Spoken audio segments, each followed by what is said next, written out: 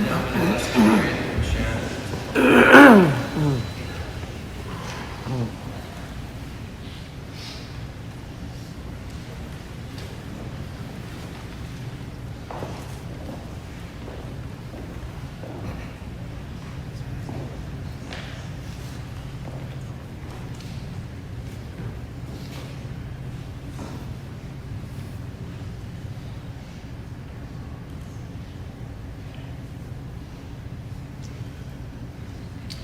Good morning. I am Brien and Shannon, Juleen's first son. Thank you all for being here today. Mom wanted you here, and she's so happy to see all of your faces. Psalm 34:18 promises, "The Lord is close to the brokenhearted and saves those who are crushed in spirit." A beautiful reminder that while God is always with us, He is especially close and caring for us in hard times, and certainly here with us today. While many of us here today are in fact grieving, we're also here to celebrate the beautiful person that Juleen was. And the word I keep coming back to in my thoughts is gratitude. We are here today filled with gratitude for having known her and for being blessed by her in so many ways. Mom was such a people person. She held her relationships close to her heart. If you were her friend, you remember her always being there for you when you needed her. If you knew her from church, you noticed that she always offered to help set up or clean up for an event or something. If you were a coworker, you were thankful for her always having time for your ideas. If you were her niece or a nephew, she had a lot of them. You were grateful that she took time to get to know each one of you and treated you with such kindness. If you were one of her brothers or sisters, you were so grateful that even though you're all so different, she treasured her individual relationships with you and loved you all so much. If you were one of her treasured grandchildren,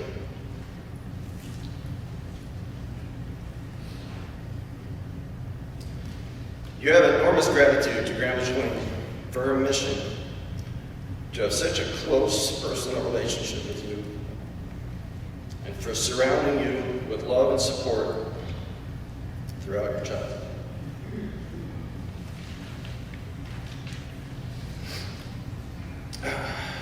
Growing up as one of Juleen's kids was great. She loved to play games with us, listen to music, hear about our day and our lives, and of course take us to Breezy Point in the summers where we had some of the most special times. Mom wasn't very particular about how we spent our time as kids. Playing sports, playing music, hanging out with friends, reading. But she didn't have any time for lazy.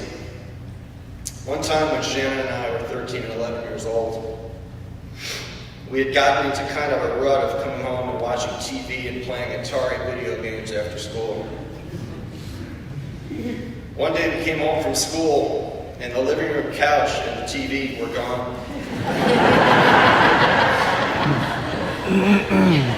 We called Mom at work and said, "Mom, what happened to the couch and the TV?" She said, "I threw them out. Do something more productive with your life." For the next 6 months, we had nothing in our living room but a piano and a record player.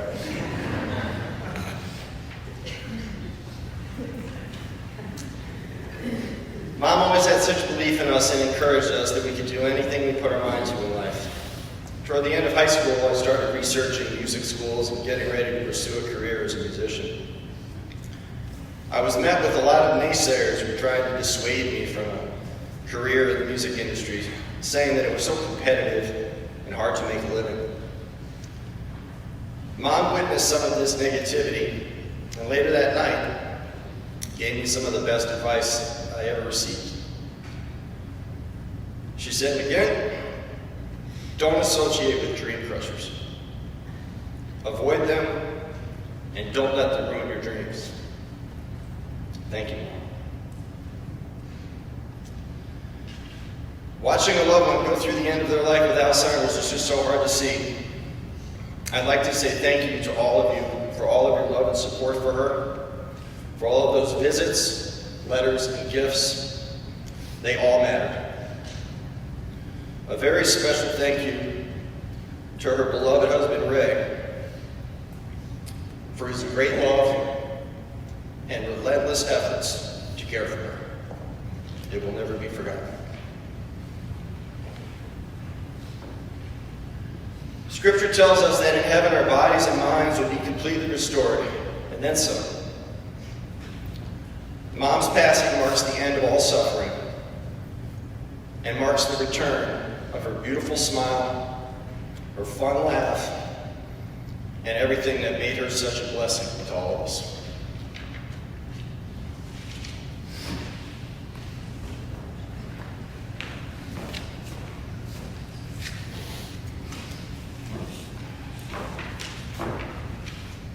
So I went to this great nursery school where we put on a musical as part of your class. And I was Peter Pan, and my mother handmade my outfit. And when I got up there for that big moment on stage, I walked up to the microphone to sing, and they said, "No, you're already too loud. You can't use the microphone." So I'd first like to thank St. Mary's for letting me use the microphone. My mother's name, Juleen, is a combination of two names, Julia and Kathleen, after her aunts. God must have told my grandparents that one day it wasn't going to cut it for this girl. It is a name that honors family tradition while also being non-traditional. It was a perfect name for my mom. She was a combination of so many things. Brilliant, but humble. Hardworking, but lighthearted. Down to earth, but deeply spiritual. Strikingly beautiful, but classically modest. Respectful of traditions and rules, but with a healthy mix of rebel and rock and roll. She loved us unconditionally, but also told it to us straight when we did wrong.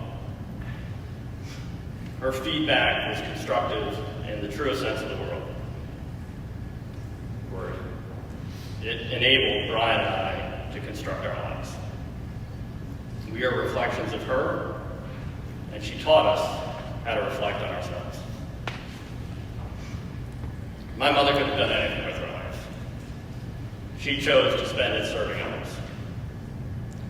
When I was a young child, she would take me with her to group homes for the severely mentally retarded. She worked for an organization called PARC, P-A-R-C, and some of those people are here today, including her great lifelong friend, Carol. God, it was such a hard job. And I knew she didn't get paid much. But when I heard the love and the voices of the residents, when they said her name, when they just light up and she'd walk in, see Juleen? And then I knew why she did it. She then showed her incredible range by doing something completely different, running a complex catering operation. And thank God she did, because that's where she met Ray, who would light up the second half of her life. My mother then moved on to birth to 3 education, which benefited countless children, including my own. Our son Colin, who was up here earlier, was not talking for the first few years of his life. And my mother showed up one day with this old iMac from her work, and it had these word construction games on it where you take some letters and piece them together. She gave that to Colin, and I never saw him again. He was down there every day on this computer. And a little while later, with no formal education, Colin picked up some books and started reading them to Susan and I. I don't know how my mom knew Colin needed that computer, but she did. My mother was deeply spiritual. She found a lot of that spirituality in this very church. but she also found it in nature. She loved taking long walks in Huntington Park, and of course, days at Breezy Point. Breezy, for those who don't know, is a private beach community where my grandparents bought a home many years ago. It's a place where bicycles replace cars, flip-flops replace shoes, and the distractions of modern life cease to exist. My youngest son, Dylan, one of his favorite movies is Back to the Future. Remember that scene where they hit 88 miles per hour and they go straight back to 1955? Well, when you enter the gates at Breezy, it's kind of like that, except you're only going 12 miles per hour. When Brien, my mom, and I would go to Breezy and have the whole house to ourselves, we'd walk in and she'd put her bags down and she'd walk around the whole house and take all the clocks off the walls. The sun and the tides would set our time for our entire stay. It enabled a kind of focus and connection with nature and God that is increasingly hard to find these days. What a gift. I went out for my morning run this morning, put my iPhone in my belt, put my headphones on, it'd go on my watch, go out for the run. I get to almost done with the run, I realized I never hit play on my podcast. And I'm like, geez, I can't believe I forgot to do that.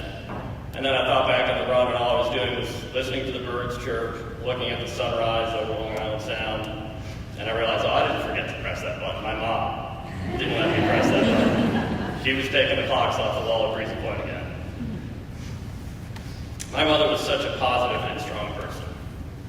When she would wake us up as children, she didn't say, wake up, get up, go to school. She said, rise and shine.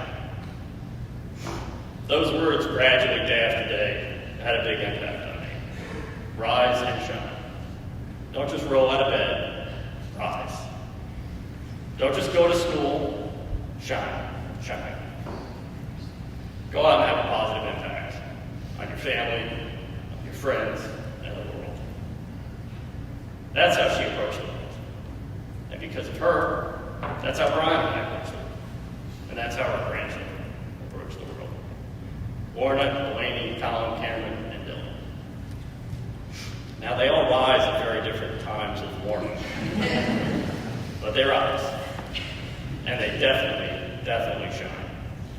She loved them so much, still does. And she looks down on them with such great pride.